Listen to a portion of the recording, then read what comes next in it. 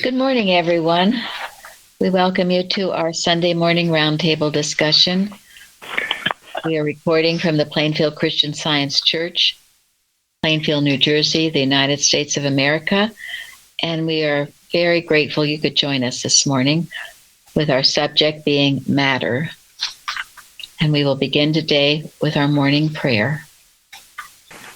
I'm reading from Unity of Good, page 31, and Divinity and General Collectania, an excerpt from what Mrs. Eddy said to a student in page 111.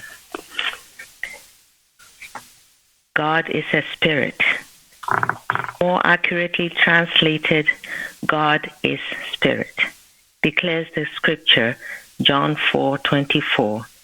And they that worship him must worship him in spirit and in truth. If God is spirit and God is all, surely there can be no matter, for the divine all must be spirit. There is no matter, no substance, but spirit. Stand there, know it. Draw all other physical conclusions from this one all truth. Mary Baker Eddy. Beautiful, thank you. And the watching point. Watch number 35.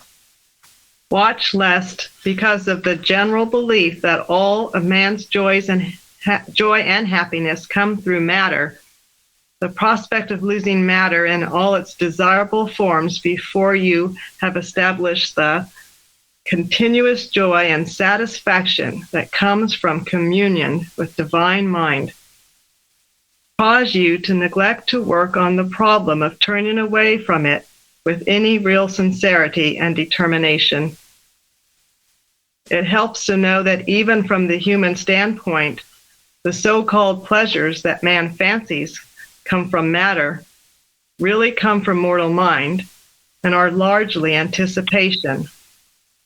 Man thinks he enjoys matter under the claim of mesmerism. Someone has wisely said, beauty is in the eye of the beholder. When one has reunited himself to the eternal source of all happiness, which is divine mind, from which he has never really been separated, how great will be the happiness that will flow into him, joy that is permanent and that brings him perfect peace, a happiness that infinitely transcends the lower sense of pleasure he now fancy he gains through mortal mind, calling itself matter. The problem of denying matter is always made easier when we realize that we are denying not an external material world, but the mesmerism which causes the external world to seem to be material. Matter is not what you see, but the way you see it. End quote. Okay, comments on that? Oh, I love the part where it says it's not the material world you're denying, but the mesmerism. Yes. That was really helpful. Yeah, the part where it talks about being largely anticipation, it reminded me of, Christmases with the kids when they were younger, really looking forward to those toys, and within a week or so, they didn't matter anymore. It was just the anticipation that was the draw, I guess. So. That's very true.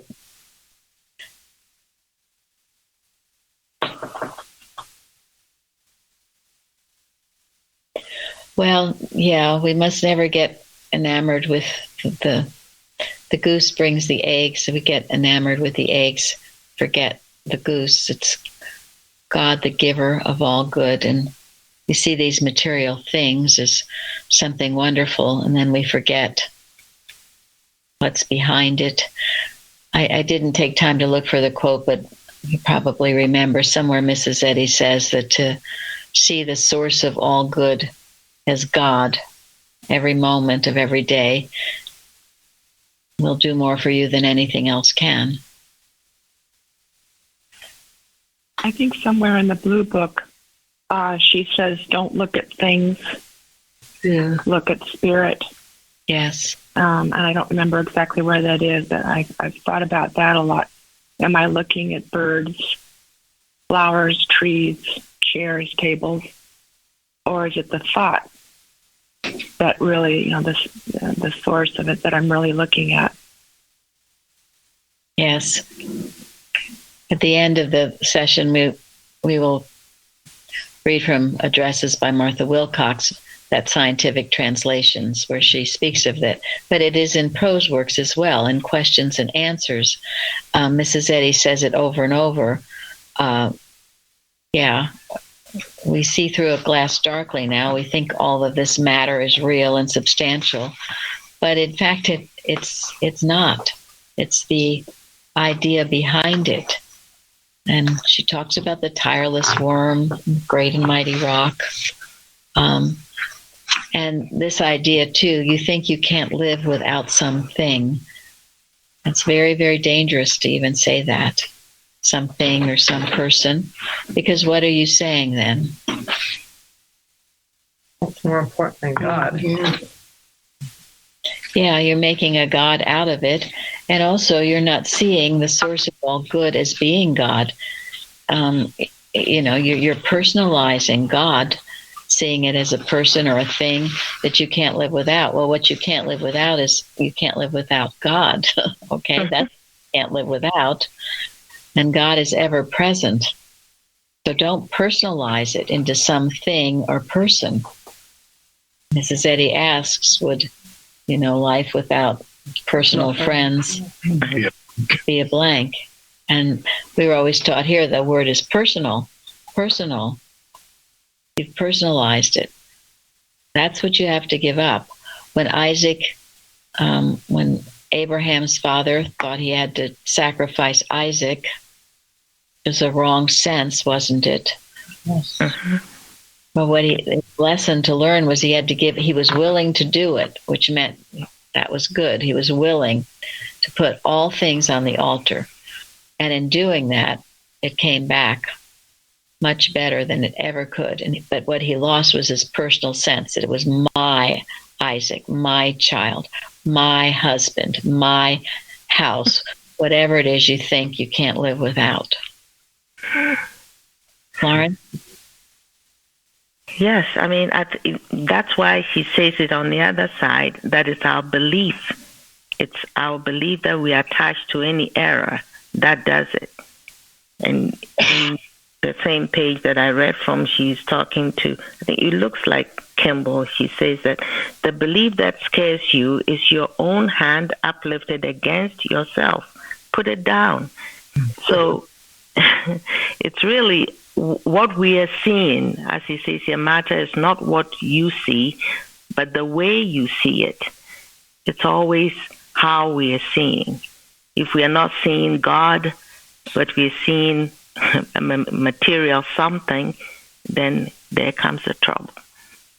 That's it. There comes the trouble. Here comes the judge. Anyway. Yeah. And what would have happened if Abraham had said, nah, I don't want to sacrifice my son, for heaven's sake? He will still have that personal belief, right? Of Isaac. He would never have been able to fulfill his divine destiny that God has for him, that God had for him. That's the rebellion that cuts off your connection with God. I mean, he didn't know exactly at the time what he was, what he needed to know, but he learned it. He was willing to learn. It's the unwillingness to learn about God, the unwillingness to grow, that is the danger. And it freed both of them. Both yes, Isaac. to fulfill their divine destinies. Go ahead. No, I think it shows that they were both at one with God. There's no separation there. Thank you. Yes, that's right. And, you do someone or something a great disservice when you say you can't live without them, because you're binding them with bonds. Putting them on a pedestal that they can't live on. They can't be God, so don't make a God of them. Yeah. The pedestal of slavery, really, bondage. Pedestal. It's a bad signal if you feel that way. I used to feel that way about my mother. I've told people that, but and my mother passed on at a very early age, really, and I had to learn. Yes, I could live without her, and it wasn't. Was the goodness she expressed, which is God, and that is ever with me. Can't be separated from that. So those are lessons. Sorry. Go ahead. And I could see it as breaking the first commandment when we put something before God. And absolutely. Like you said, not that he's going to do something bad, but that we're willing. And I keep reading footsteps where Mrs. Eddy would make a decision, thinking it was what God wanted, the best decision. But just like Abraham, she at the end, she said, we got to do it this way instead. And she changed and then do it that way. But the whole idea was that she was willing to be directed by God as they were. And then they came up with the right answer. Yes. Yeah. And look at all that she seemed to have given up, home, family, that which she thought was dearest, husbands, children. But it counted, she said, counted all as, nothing compared to what she gained in her understanding of God and her growth. There's a hymn that was going through my head all week because of this lesson. It's 123. How firm a foundation, ye saints of the Lord, is laid for your faith in his excellent word. What more can he say than to you he hath said, to you who to God for your refuge have fled? Fear not, I am with thee, O be not dismayed, for I am thy God, I will still give thee aid. I'll strengthen thee, help thee, and cause thee to stand, upheld by my gracious omnipotent hand. When through fiery trials thy pathway shall lie, my grace all sufficient shall be thy supply. The flame shall not hurt thee, I only design thy dross to consume and thy goal to refine. I was choosing that for the service. Gary just pointed that out to me. Well, thank you. Thank you, Florence. Yes, it's a beautiful. Well, and why not? Is the one mind governing this service? Or not? Yes. A lot with Florence. I read it last night in Sunday school. Oh, wow. There you are. So I heard that. Fiery trials, and certainly that's the three Hebrew boys, isn't it? So, before I go on to the responsive reading, because Gary was talking about rebellion, and there's something in the Bible about rebellion is witchcraft. And remember, a week or so ago, we talked about witchcraft being manipulation, intimidation, and then domination, and how frequently that can be done to get you not to obey God, but to get you to obey a person, right? Mm-hmm. Person. So, and then it's interesting because Patricia in Canada, she sent me the Devil's Beatitudes, which you'll find interesting. Blessed are those who are too tired, too busy, too distracted to spend an hour once a week with their fellow Christians in church. They are my best workers. Blessed are those Christians who wait to be asked and expect to be thanked. I can use them. Blessed are the touchy. With a bit of luck, they may stop going to church. They are my missionaries. Blessed are those who are very religious but get on everyone's nerves. They are mine forever.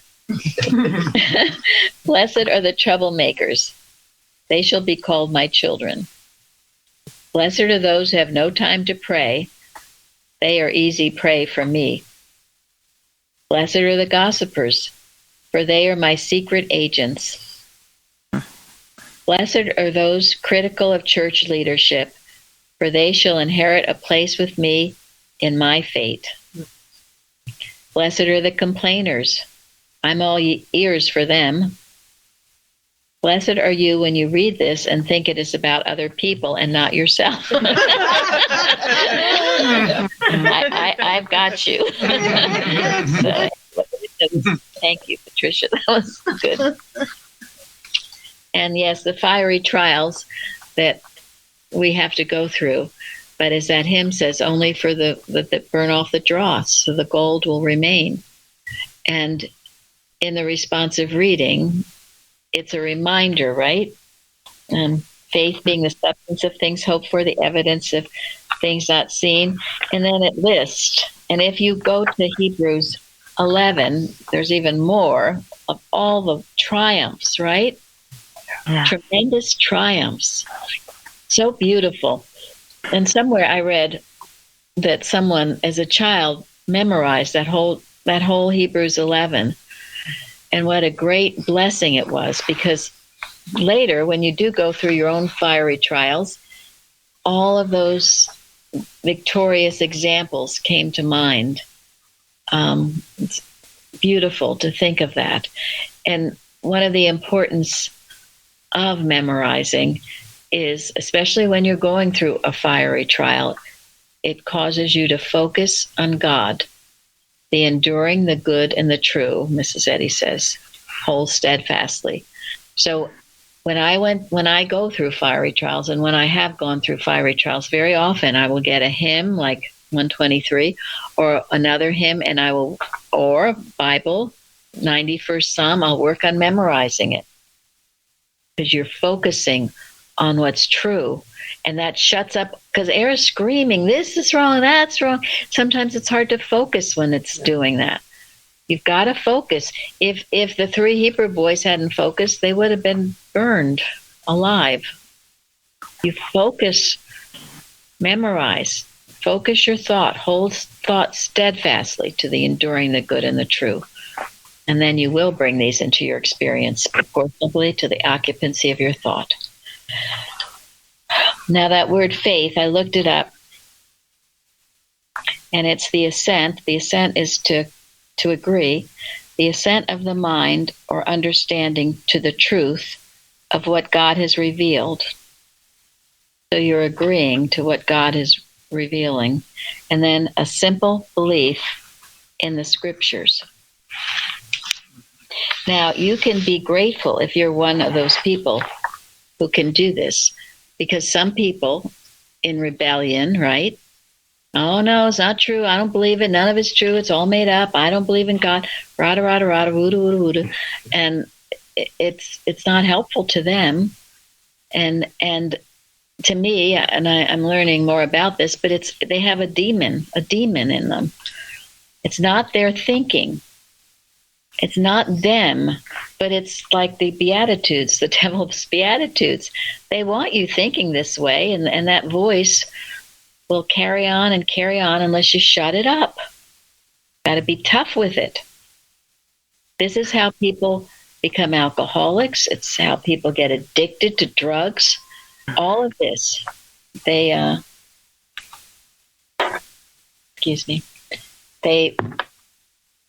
listening to that wrong voice. It's not them, it's animal magnetism, and they're not tough with it. It will try to manipulate, intimidate, and then it will dominate. And so many people who continue to listen to that voice think that it's theirs. And that's the thing. Yeah, they don't see it as an impersonal attack on their Christ. And the reason they don't see it that way is because they have rebelled against the Christ. They have rebelled against even wanting to establish a relationship with God. I think they tell themselves that the people who choose to assent to the good aren't smart enough to dissent to it. So yeah, smart enough to see through it or whatever. Yes. So, yeah, whatever the excuse, they've got an excuse to rebel against the Christ. Before we go any further, I read this really wonderful article in a newspaper about education, a tale of two dictionaries, and we all know about the 1828 dictionary. Most of you, if you don't have a copy, I mean, they're huge. We used to sell them, but now you can just buy them. Google postage is so much. Or there's an app. I have an app, on my phone, so I can look up words on my phone of the 1828 dictionary. It was the dictionary of Mrs. Eddy's time. And just as I read those definitions about faith, I mean, there were other definitions, but the 1828 dictionary always has a definition about God in it. Now, that you won't find that anymore, do you? You don't. Reference. Yeah. Yes, biblical references. Go ahead. I've even been thinking this week how Chardell said worldliness isn't in the dictionary now. So worldliness. Oh, yeah. And it wasn't in there. Right. And I thought, wow. It wasn't allowed as part of the normal language, right? Yeah. So this article says it gives the example of the word education, and it says the first is the Merriam-Webster dictionary, the definition: the action or process of educating or of being educated, the knowledge and development resulting from the process of being educated. Now that's a lot of gobbledygook. Yes.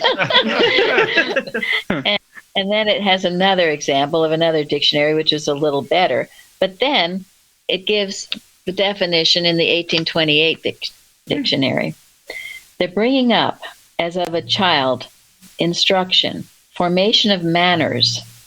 Education comprehends all that series of instruction and discipline which is intended to enlighten the understanding, correct the temper, and form the manners and habits of youth, and fit them for usefulness in their future stations.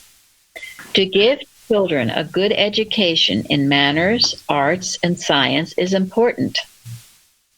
To give them a religious education is indispensable.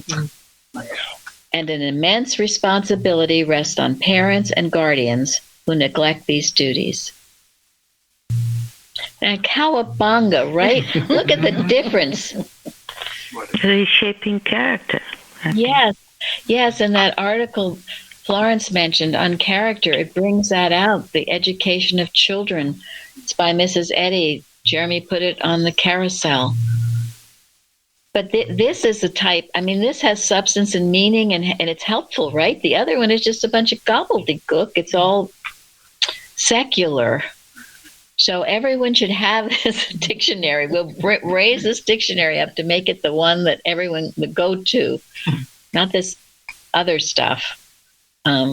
Anyway, it was wonderful. And then it also, I thought this was a good quote in this article as well. In his famous 1830s work, Democracy in America, the Frenchman Alex de Tocqueville observed the same basic truth, and it's important to the American experiment about teaching your children properly. He quotes, "Despotism may govern without faith, but liberty cannot. How is it possible that society should escape destruction if the moral tie is not strengthened in proportion as the political tie is relaxed? Increased liberty. And what can be done with a people who are their own masters if they are not submissive to deity?" Yeah. Children have to be taught all of this, or they will be taken over by despots. Yes, it's the same. The intimidation, the manipulation, and then domination. And they listen to this voice of error, and then it dominates. And pretty soon, we've got a nation on drugs, not knowing their values, not knowing what made America great. And if you don't think a despot will take over our nation, it certainly will. It will. We'll be sitting ducks. In fact, it has started already. Yes. It's happening right in front of us. For those of you who might not have noticed. Got a hand raised against itself. A hand raised against itself. Because when those children who have not been properly educated become adults, and they have so much freedom, they use the freedom for wrong purposes. Right. They become selfish, Immoral. blankety blanks. All human laws must pattern the divine. Period. Well, and people who rule themselves, who have liberty, have to use that liberty for the right purpose. They have to continue to be properly educated in the laws of God. Or they become imbeciles. I mean, they become putty in the hands of schemers. Exactly. And they vote for the wrong people, and they support the wrong people and the wrong things that are going on, and to their own destruction. It is the hand that's raised against themselves. Right. And it's happening. Sit down. It's happening. God said that in 6 days you should work, and there is something to it. At least give me one day here. that Exactly. You should Yes. really turn and say thank you, God, and thank you for everybody else. And so I see less of that among some of the children. So they just give them a little bit of time, and it will expand, sure, but it's a starting point. Well, Go ahead. Seems to be less work, but also less time for God. So. Yes.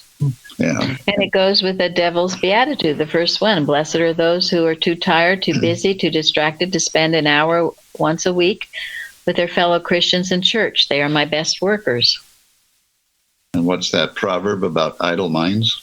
Idle minds. And the 10 Commandments, they are not suggestions. There's a reason. God is not trying to be cruel with these commandments. He's looking out for us. Yeah, they give you a lot of grief when they're not obeyed. So, and I know it's hard with children, but we do the best we can. And as long as you're an example yourself, the righteous of the upright are blessed. Yeah, the seed of the upright are blessed. Which is why our children were not allowed to play soccer on Sunday morning. Or go to some play or some other, rehearsal or other things. Sponsored by the school. Yeah, this is part of it. If parents don't speak up, who will? And yeah, your kid will be mad as heck and call you all kinds of names perhaps, but hey, they will be better for it. They will. And all of you, I hear these stories from parents and the kids that are raising Cain. But if you stay solid in your convictions, they'll come around. Remember the proverb, train a child in the way that he should go. And I forget the second part, but it's something good. Go ahead. He will not depart from it. Thank you. Florence? No, it's in the Bible. In the Bible, yeah. I think it's Proverbs or anyway. So as hard as it might be, it'll be in their heart. Eventually it'll bloom. It'll bloom. So Jeremy, did you want to say anything about the responsive reading? Oh yeah, I had not looked at that book, The Comforter, Physics and Metaphysics, since it was mentioned quite some time ago at the Roundtable. And so, but when I looked up that verse, I just thought it really, it's quite interesting to me how the matter scientists, I guess we'll say, are finding less and less matter as they go deeper and deeper. But I don't know, I liked everything she said, but I think the thing that really stuck out to me was that spirit is a quality of God which man reflects. We are scientists using science, not merely religious sentiment. So I thought that was really, really good. The whole thing was good, but thank you. Yes. It's got to be active. Yeah. And when people, that's very radical. This is what makes us different from Plato, from all these other religions. This idea, we say there's no evil, we say there's no matter. You have to have the understanding behind it before you start talking this way. And thus we have unity of good, which basically tells you to keep your mouth shut. Because until you understand more of it, it's maybe not good to be spouting off these truths, absolute truths like that. but as you go along, you'll have a deeper understanding. And Gary, when he's questioned, and me too, with that, he likes to quote Einstein, right? Yeah. I mean, Albert Einstein, who was the ultimate matter scientist, discovered that matter isn't what it appears to be at all. And in fact, it's not even close to what it appears to be. And, nuclear scientists today are, recognize that matter is not a solid thing. It's energy forces. And guess what? What's the ultimate source of energy? Well, exactly. So, when he moved to Princeton from Germany to escape Hitler, he attended the Christian Science Church, and he spent some time in the Christian Science reading room. He read the textbook. He had a copy of the textbook. He bought a copy of the textbook, and he read it.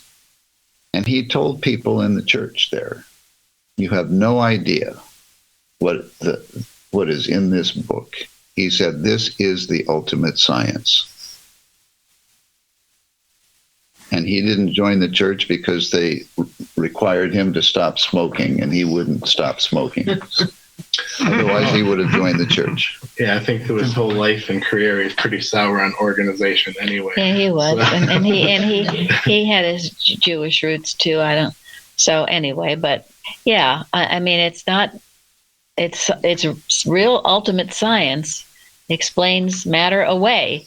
So again, you take all this on faith. You can't be arguing with it. If you argue with it and have that rebellious spirit, you won't get very far. And I understand that. Sometimes you feel like you need a good argument, but you should get past it eventually and realize, Mrs. Eddy said what she wrote. She was a scribe under orders. This wasn't her opinion. This came straight from God. So you don't want to argue with your father. And she continued to study the textbook to her last day. Yeah. She studied it. Shardy?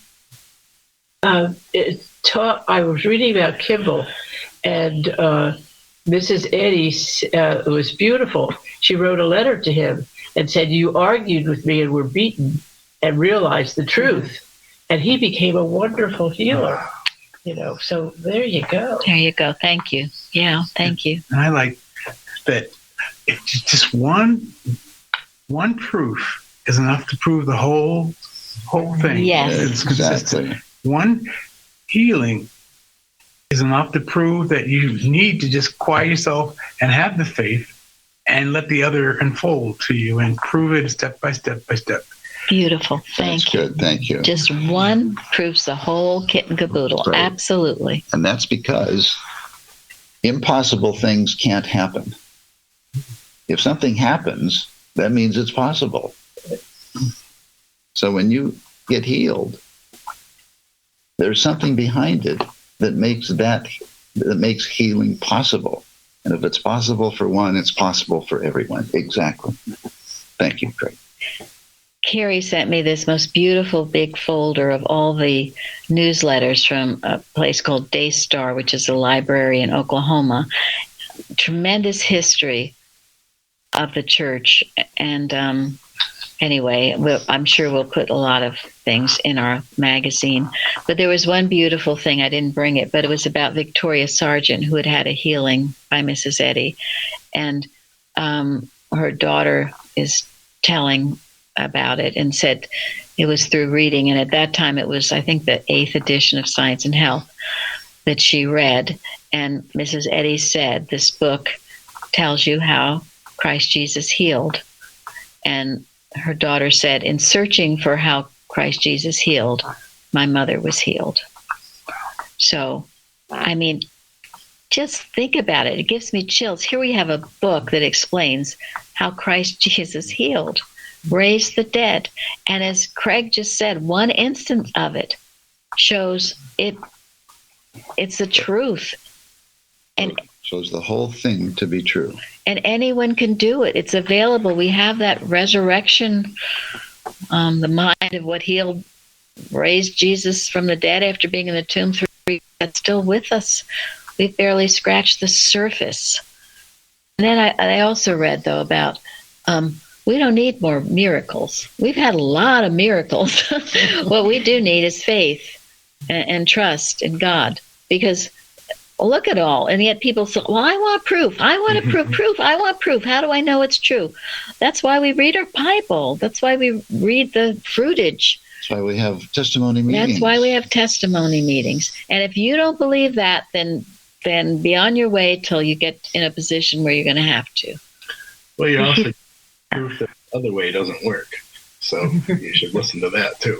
What? You're also getting proof the other way. Yeah, the other way doesn't work. Yeah. So. Go ahead, Florence. No, she has said that mortal existence is an enigma. So why do you want to know everything about it before you believe? Exactly. There's no answer. It's a rabbit hole. You're trying to study something that ultimately doesn't even exist. So, and there's no end to it. There's no end to its troubles. It's the Adam dream. All right.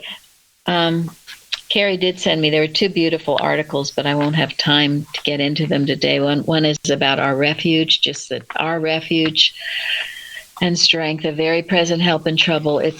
That refuge is available to everyone, everywhere, all peoples, all embracing. God is our refuge. And then also be still and know that I am God, another article. First, you have to be still, shut up that voice, and then know that I am God. Focus on Him. So now, the wonderful story of Shadrach, Meshach, and as we used to say as children, and to bed we go. Oh my. Anyway, I looked up that image of gold, how big that was, 4 cubits and 6 cubits, 90 feet by 9 feet. Can you imagine 90 feet? Holy cow. That guy was real proud of himself. Mm-hmm. So, all righty. Well, let's start with Carrie and what you wrote on the forum. Oh, sorry. What did I say? Carrie? I'm sorry. Susan. Carrie's not here. Susan. I wrote about the amount of trust that they must have had because, as you were saying earlier, there was intimidation, manipulation, and domination going on, but they still stood strong, and even though they were being cast into a fiery furnace, they trusted so much that they were able to go ahead with that and stand their ground, and God protected them. So I think it's equal to what's going on now in the world, and that we're really being pushed to understand this science. So that's what I wrote about. And that I love because it relates it to now. And that's exactly how I feel about now. And the temperatures being a little higher, a little higher, a little higher, see how much you can deal with. And so we stand. Linda found this wonderful statement from Laura Sargent's class teaching, which we have, if anyone wants it. It says law. It looks as if there is a divine law and a state law, vaccination, etc. If we believe ourselves to be persons, we believe we come under state law. There is only the law of God, and whatever appears as another law is not the law of God, and we are not under it. State laws cannot interfere with divine good. We are never under a human law. Man is divine law. I am the law to every situation wherever I seem to be. Christian Scientists, be a law unto yourselves, that mental malpractice cannot harm you either when asleep or when awake. Mary Baker Eddy. This is good to know, whatever your situation is. And I know I get calls of people, are being forced to take vaccinations when they don't want to. Some of you have already decided to do it. Again, this is between you and God. We're not telling you what to do. It's totally between you and God. But if you don't want to, and you're getting this pressure, there are truths that you can know, and you can see how God works it out for you. And I will not advise. But I want Carol to speak about what happened with her. Well, I work, and the company said, since the president is pushing that all companies need to make sure that all their employees are vaccinated, they sent around an email, and it has a request for religious accommodation that was attached to it. So I went on the internet and I Googled exemption from vaccination, Christian Science. And was an article I found, and it said that there was research by Vanderbilt University that says that the Dutch Reformed and the Christian Scientists and a few lesser known faith healing groups are the only churches operating in the United States that have expressed any doctrinal objections to vaccinations in general. And that is a key to understanding legitimate claims for religious exemption to this current vaccine.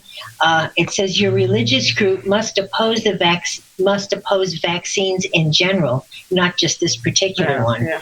And so as Christian Scientists, we can be exempted. And so there's no reason why we have to submit to it. Well, yes, and let us know this for those who don't want to submit to it, the clout in it. This isn't something we've conjured up just now because we don't want to take it for all kinds of reasons, but because it's against our basic understanding of who God is and what we are. And let's just all keep knowing this as we pass through this fiery trial, all right? Because it is a fiery trial. And again, this isn't to tell anybody if people want to take the vaccination for any reason, you should. We aren't telling anyone what to do. But for those, and I get calls about it, who are concerned because they feel in order to work, they have to take it.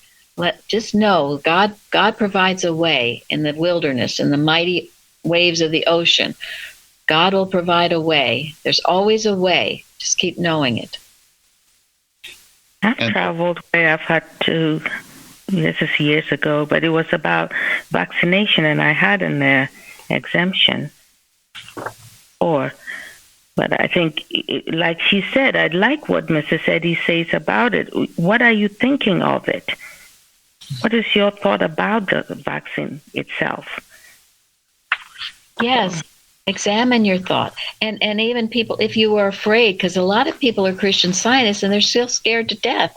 Well, maybe you should take it if that's the way you feel. Yeah, if you're scared. I mean, you got to be honest with yourself. You can't pretend to be something you're not. It's done great damage that people claim they're Christian Scientists. They don't know the least thing about it. You be honest. You do what you feel is right for you. But in the meantime, we can be knowing these truths. And and there is a good article that we put on the website recently from an early journal, I think, or something, and about vaccination, where where a guy explains what he says to people when they ask him, and the main point of the article is. There is a better immunity than the vaccination. And I have it. And that immunity is God and my understanding of God and my obedience to the laws of God. That is a better immunity for anything than is a vaccination. And if you know that for yourself, then you're on solid ground. If you're wishy-washy about it, then you're not on solid ground. And you do what's best for you, and God takes care of it. Go ahead, Florence. No, I was just going to repeat. You have to be just honest with yourself. That's all. Yeah, honest with yourself. And wherever you are, wherever, God's with you. That we know for sure. And God will help you. He's your refuge. And I've been expanding mine to know that all mankind is immune to everything that doesn't send. Thank you. And they may feel that this vaccine has given them immunity, but they have natural immunity. They do. And that trumps the other. It does. It's part of who and what we are. It's how God made us. We are immune. We're immune to sin, disease, and death when we realize it and work this science. And this is why it's so incredible and why we have to be so grateful for it and study it and love Mrs. Eddy more and love the science more and love God more. Great power, as was proven by these 3 boys in the fiery furnace. And Mrs. Eddy says in Science and Health, you say, I've burned my finger. This is an exact statement, more exact than you suppose. For mortal mind and not matter burns it. Holy inspiration has created states of mind which have been able to nullify the action of the flames, as in the Bible case of the 3 young Hebrew captives cast into the Babylonian furnace, while an opposite mental state might produce spontaneous combustion. So this is what their holy state, their state was so holy.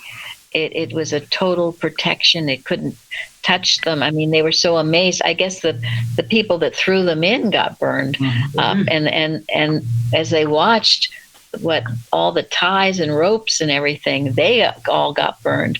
But their clothes, everything was untouched. And then they saw a 4th figure who was the Son of God, the presence of God with them. They were in that holy state. And that is what we can be in, and we must be in, and it will always protect us, always. Carrie had found too, and it reminded me, it's a statement Mrs. Eddy makes probably in the Blue Book, that there is no life in fire.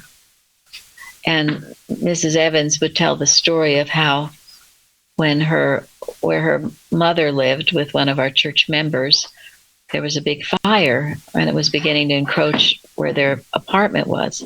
And she said, by knowing that there is no life in fire, it quenched the flames. It never got to her mother's place anyway. And no one had any real explanation about it. Just stopped. And there have been, again, many other examples of this. And as Craig said, if there's one example, then go for it. That story in Miscellany, or Mrs. Eddy put in about the woman who wrote about the Science and Health that wasn't burned. Yes. Stopped. Yes, thank you. It's in Miscellany. There's been many times when the Bible is not burned. Absolutely. That was true in the Texas fires. Texas fires, yes, and also in the World Trade Center. There was, I remember reading, there was a podium with the Bible that was not touched while everything else went. And Mary? Yes. One word stood out to me in the Bible lesson on this story, and that was the word near. And I was thinking how when it said that the king Nebuchadnezzar himself came near to the mouth, that would have taken bravery and trust. I mean, the very fact that he was able to see the vision of the holy visitant makes me think, despite the fact that the mighty men of the army already perished when coming near, he went near, so something caused him to have enough trust to go near. Thank you. He seemed to have had, trust in what the boys were worshiping even before.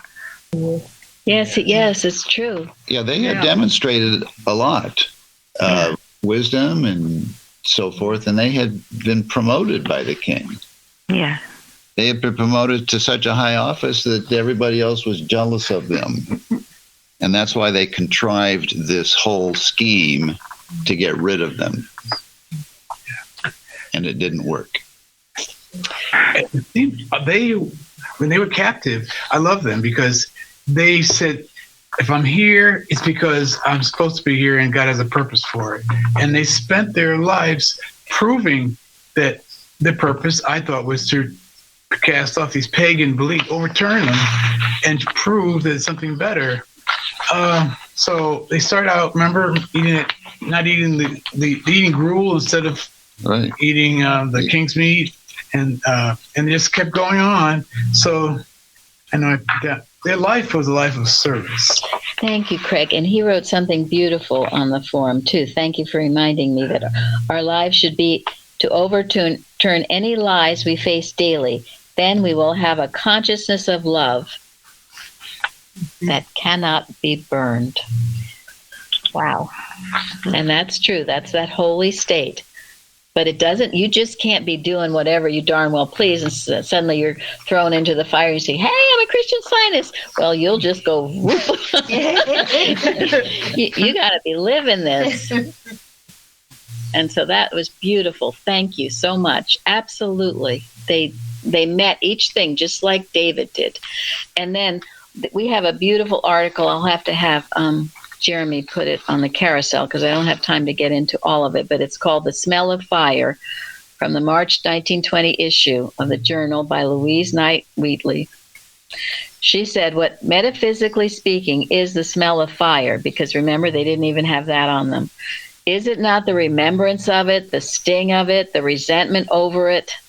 The smell of fire is the admission that an evil happened. It means that evil has a history, and that although the fire is out now, it once existed and we were in it.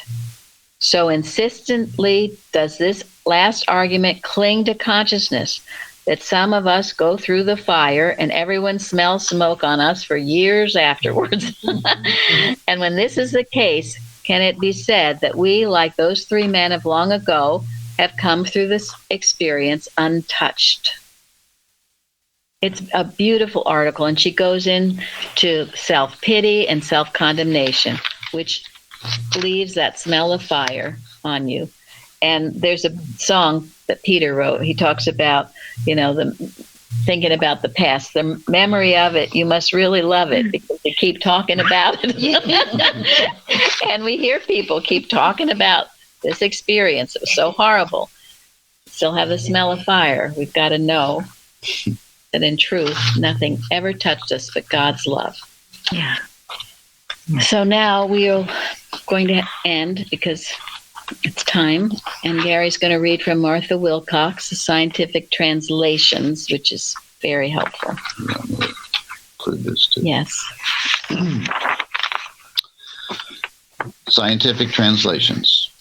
In the very beginning of his study of metaphysics, the student learns from his textbook that he is to exclude matter, Science and Health, page 123, from his thinking. He learns that in Christian Science, the nothingness of matter is to be recognized. And he learns that every object in material thought will be destroyed, Science and Health, page 267. The student's belief that material man and the material universe is to be destroyed, often according to the accepted meaning of destruction, seems to create an antagonism against Christian Science and a reluctance to conform to the requirements for growth as set forth in the Christian Science textbook, because he feels that he, with all his seeming pleasure, will be annihilated.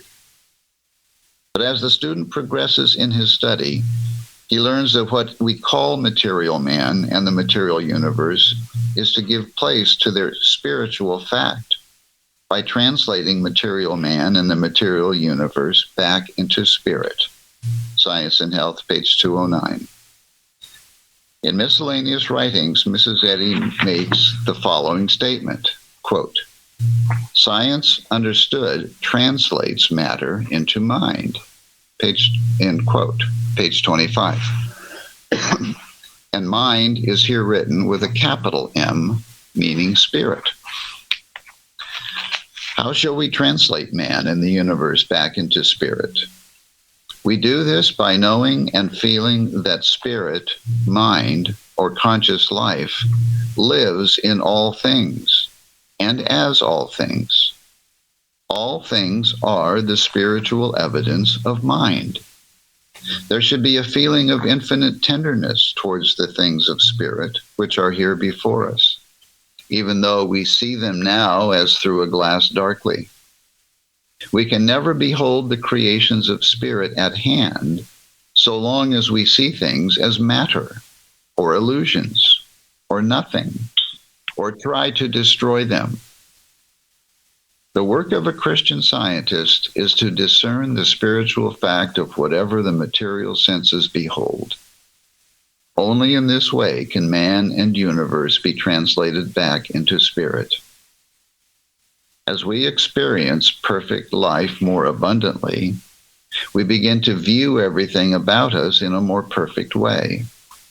And as we discern the spiritual fact of all things, the material accompaniments, such as inanimate life, weight, density, solidity, finiteness, impermanence, insecurity, uncertainty, time, and place, will vanish from our consciousness and human experience. Spiritual objects are forms of spiritual thought, and thought will finally be understood and seen in all form, substance, and color, but without material accompaniments. Science and Health, page 310. Mary Baker Eddy. Thank you all for joining us today. Thank you. Thank you. Thank you. Thank you.